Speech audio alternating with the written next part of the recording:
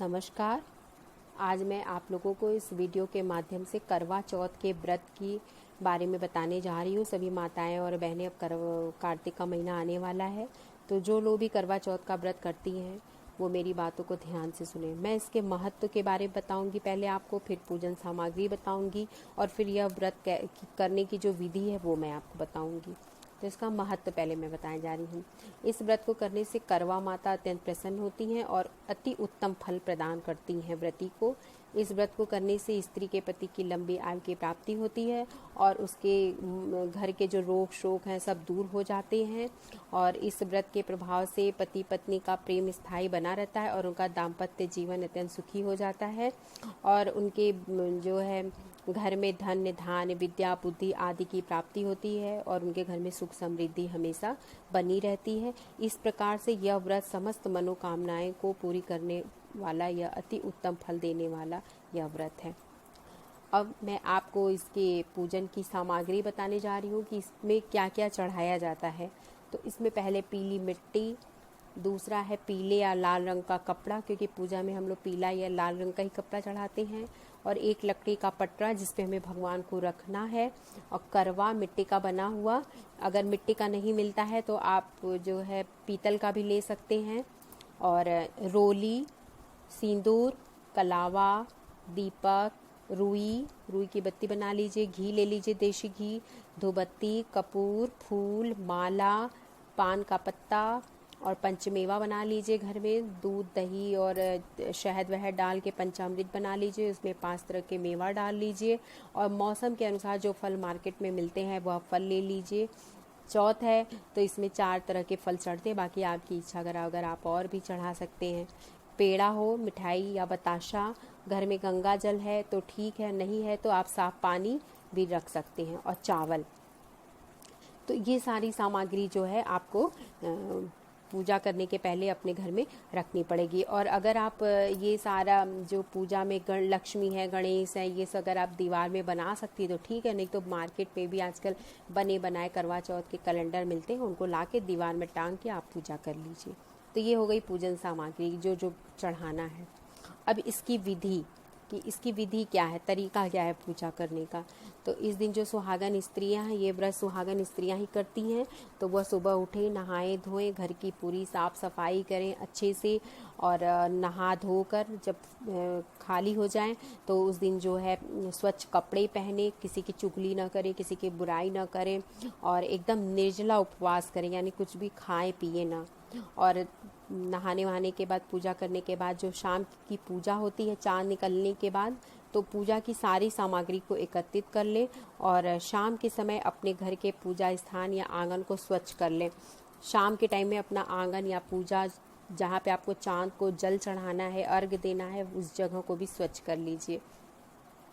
और उसके बाद जब सारा काम आपका हो जाए तो फिर मुंह हाथ धोकर अच्छे कपड़े पहन के, अपना श्रृंगार करके, तैयार व्यार होकर, जो आभूषण है वह सब पहन कर तैयार हो जाइए। और उसके बाद फिर जो है पूजा के जहाँ स्थान है जहाँ आपको पूजा करनी है वहाँ पर आप ये गणेश जी, सूर्य भगवान, इन लोगों की आकृति बनाएं, और नहीं तो आप बाजार में बनाए कैलेंडर है वो लाकर टांग दें और पूजा कर लें। और सुहाग की भी चीज़ें जो चढ़ती हैं, चूड़ी, बिंदी, आलता, बिछुआ, यह सब भी जो है खरीद लें।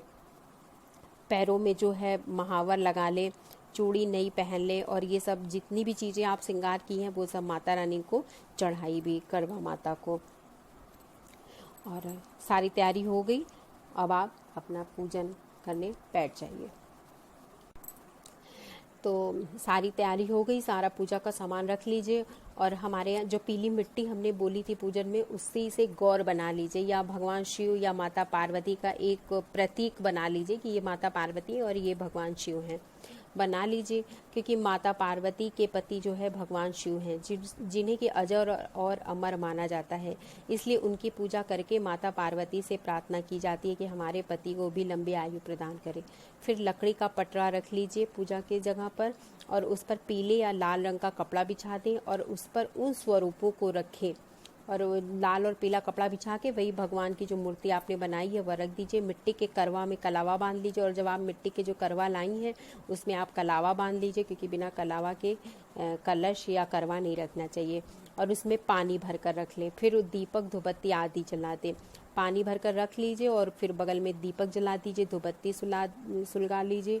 फिर रोली चावल से पूजा करें और फूल आदि चढ़ाएं। इसके बाद में जो आप फल, मिठाई, मेवा और जो भी पंचमेवा वगैरह बनाई हैं वो सब भगवान को समर्पित करें और श्रद्धा भाव से उनकी प्रार्थना करें।